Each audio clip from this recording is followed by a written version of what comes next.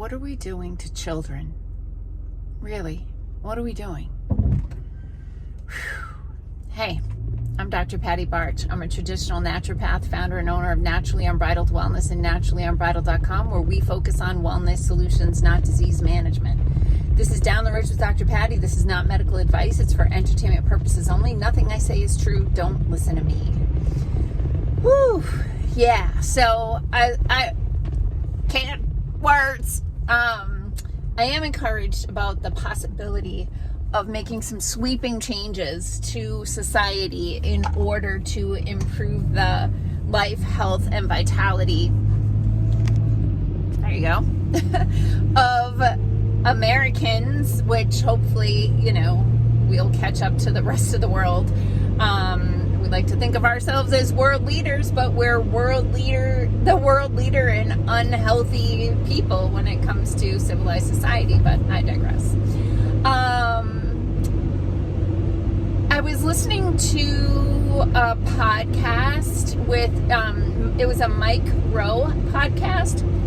Remember Mike Rowe, the Dirty Jobs guy? He has a great podcast. He's a great conversationalist. He asks poignant questions. He's very human and eloquent. I enjoy his podcast.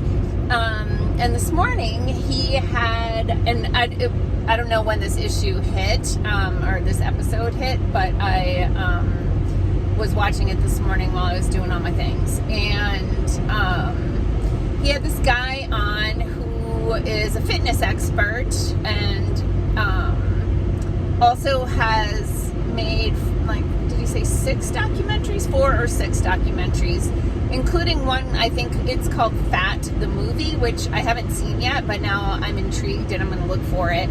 He also did one called Dirty Keto, which I'm intrigued by because I know there's so much crap. When I really started looking into the ketogenic diet, mostly for educational purposes, because I do believe it can be a very therapeutic diet for specific conditions. And so I started doing a deeper dive in it, and I even did it for a few weeks just to have that experience. And as I was doing that deep dive and consuming various, pathways of education about it, I was like, oh my God, that is crap. That's highly processed crap, which people think that they're doing keto for their health a lot of times. But if they're doing it through highly processed foods, are creating a lot of inflammation. Anyways, that was a tangent. But they were talking this morning about the food pyramid.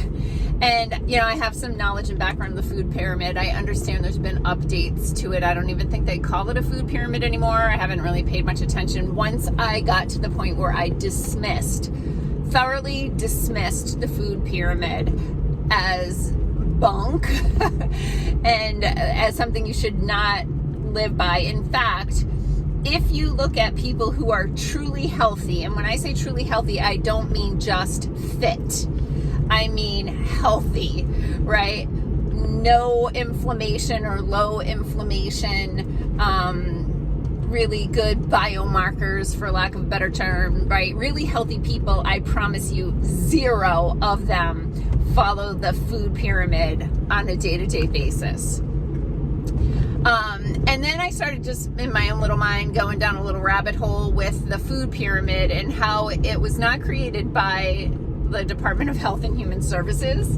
It's created by the United States Department of Agriculture, the USDA. And the Department of Agriculture is, it's the fox guarding the hen house when it comes to making recommendations, because they're making nutritional recommendations based on the crops that we grow in this country and the crops that are highly profitable, like grains. So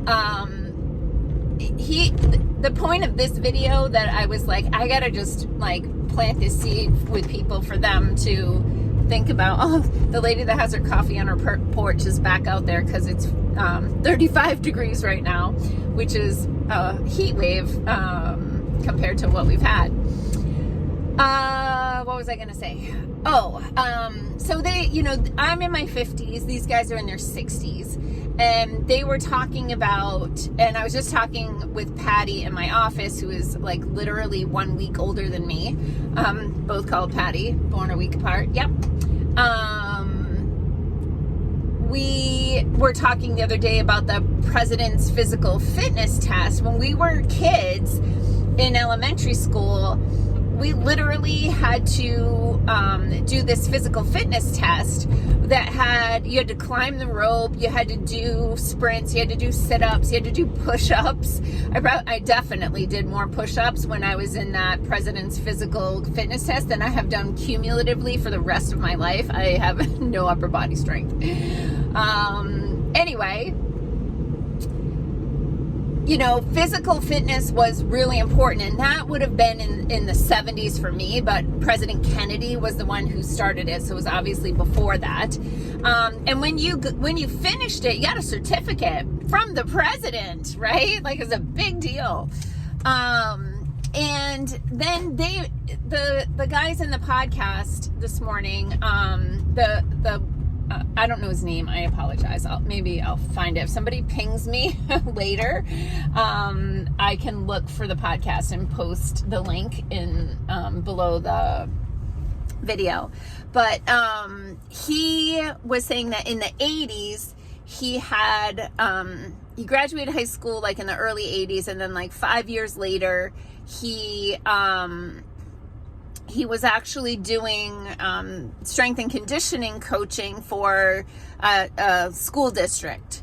And he was like 5 years older than the oldest kids that he was working with. And he said that he noticed that in just those 5 years, he noticed that the kids just looked puffier. That's what the term that he used.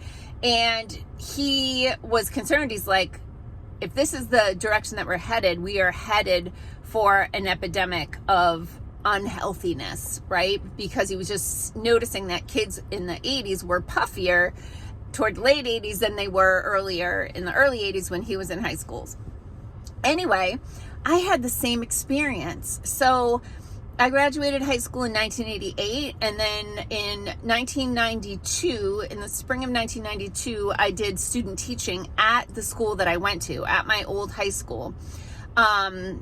And I remember just 4 years later, looking at the kids in the class and being like, wow, these girls look like women. Like, these girls don't look like girls. And they were like voluptuous and heavy.